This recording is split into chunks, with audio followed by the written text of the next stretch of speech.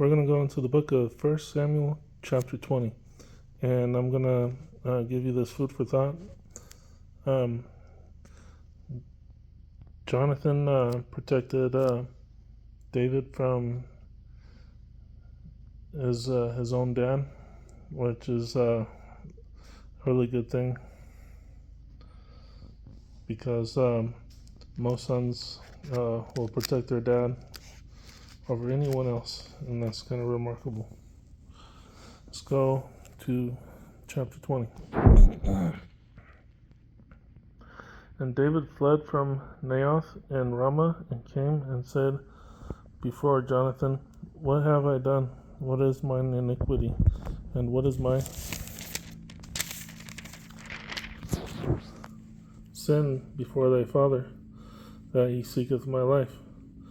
And he said unto him, "God forbid, thou shalt not die. Behold, my father will do nothing, either great or small, but that he will show it me. And why should my father hide this thing from me?" And David sware moreover, and said, "Thy father certainly knoweth that I..."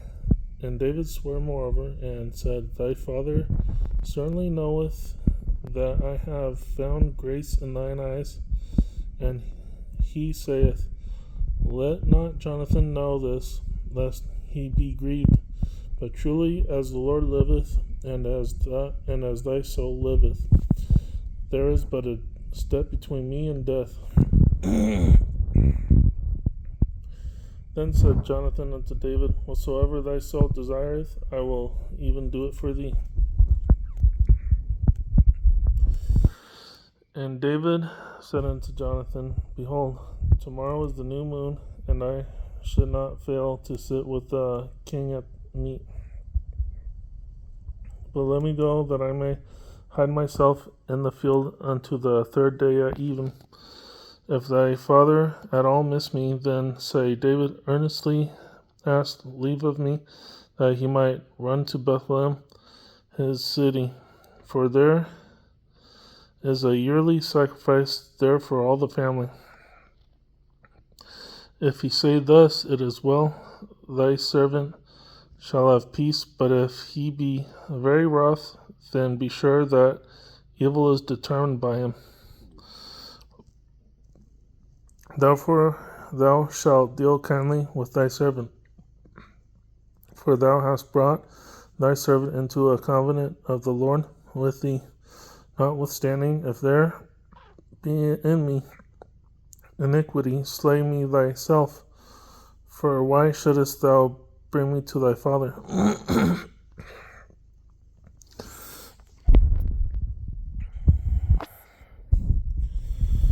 And Jonathan said, "Far be it from thee, for I knew certainly that evil were determined by my father to come upon thee. Then would not I tell thee?" Then said David to Jonathan, "Who shall tell me? Or what if thy father answer thee roughly?"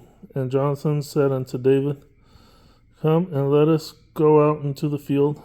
And they went out both of them into the field. And Jonathan said unto David, O Lord God of Israel, when I have sounded my father about tomorrow any time, or the third day, and behold, if there be good toward David, and I then send not unto thee, and show it thee, the Lord do so, and much more to Jonathan. But if it please my father to do thee evil, then I will show it thee, and send thee away, that thou mayest go in peace, and the Lord be with thee, as he hath been with my father." So I think Jonathan was praying over David to the Lord. "And thou shalt not only while yet I live show me the kindness of the Lord, that I die not." but also thou shalt not cut off thy kindness from my house forever. No, not when the Lord hath cut off the enemies of David, every one from the face of the earth. So Jonathan made a covenant with the house of David, saying, Let the Lord even require it at the hand of David's enemies. And Jonathan caused David to swear again because he loved them, for he loved him as he loved his own soul. Then Jonathan said to David, Tomorrow is the new moon, and thou shalt be missed, because thy seat will be empty. And when thou hast stayed 3 days, then thou shalt go down quickly and come to the place where thou didst hide thyself, when the business was in hand, and shalt remain by the stone Ezel. And I will shoot 3 arrows on the side thereof, as though I shot at a mark.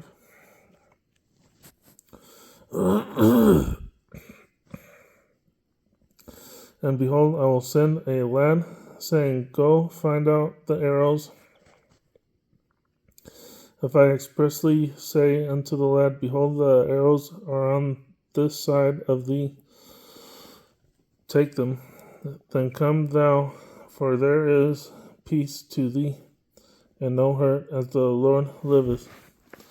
But if I say thus unto the young man, Behold, the arrows are beyond thee, go thy way, for the Lord hath sent thee away. And as touching the matter which thou and I have spoken of, behold, the Lord be between thee and me forever.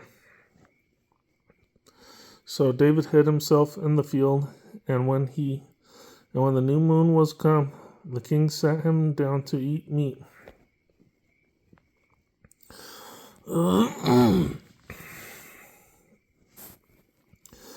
And the king sat upon his seat, as at other times, even upon a seat by the wall. And Jonathan arose, and Abner sat by Saul's side,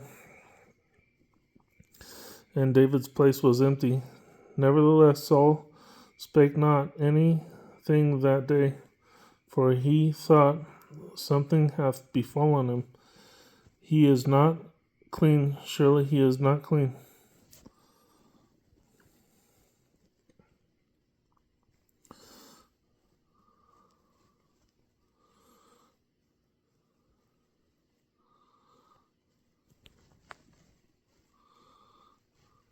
And it came to pass on the morrow, which was the 2nd day of the month, that David's place was empty.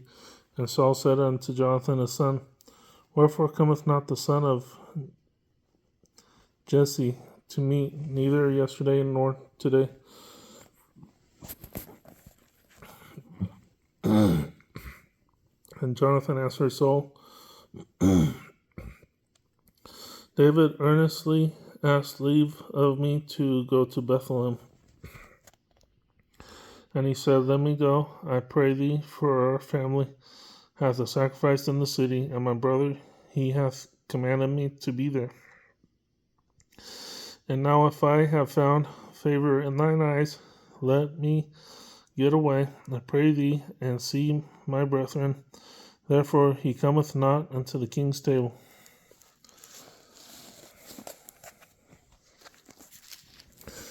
Then Saul's anger was kindled against Jonathan, and he said unto him, Thou son of the perverse rebellious woman, do not I know that thou hast chosen the son of Jesse to thine own confusion, and unto the confusion of thy mother's nakedness? For as long as the son of Jesse liveth upon the ground, thou shalt not be established, nor thy kingdom. Wherefore now send and fetch him unto me, for he shall surely die. And Jonathan answered Saul his father, and said unto him, Wherefore shall he be slain? What hath he done? And Saul cast a javelin at him to smite him. Whereby Jonathan knew that it was determined of his father to slay David. So Jonathan arose from the table in fierce anger, and did eat no meat the second day of the month, for he was grieved for David, because his father had done him shame. And it came to pass in the morning that Jonathan went out into the field at the time appointed with David, and a little lad with him. And he said unto his lad, Run, find out now the arrows which I shoot. And as the lad ran, he shot an arrow beyond him. And he said, pause. I'll go back to verse 34. So Jonathan arose from the table in fierce anger, and did eat no meat the second day of the month, for he was grieved for David, because his father had done him shame. And it came to pass in the morning that Jonathan went out into the field at the time appointed with David, and a little lad with him. And he said unto his lad, Run, find out now the arrows which I shoot. And as the lad ran, he shot an arrow beyond him. And when the lad was come to the place of the marrow which Jonathan had shot, Jonathan cried after the lad, and said, Is not the arrow beyond thee? And Jonathan cried after the lad, Make speed, haste, stay not. And Jonathan's lad gathered up the arrows and came to his master. But the lad knew not anything, only Jonathan and David knew the matter. And Jonathan gave his artillery unto... Pause. Verse 39. But the lad knew not anything, only Jonathan and David knew the matter. And Jonathan gave his artillery unto his lad, and said unto him, Go carry them to the city.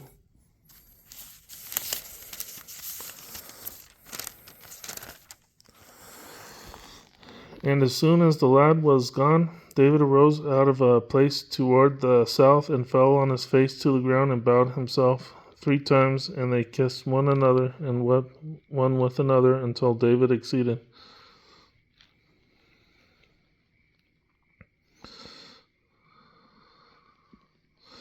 And Jonathan said to David,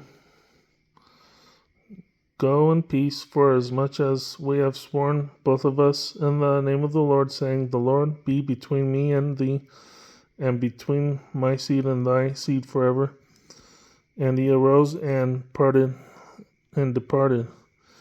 And Jonathan went into the city.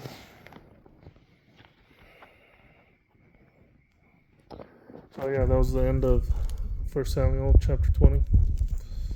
And Jonathan got in a fight with Saul, which was his dad.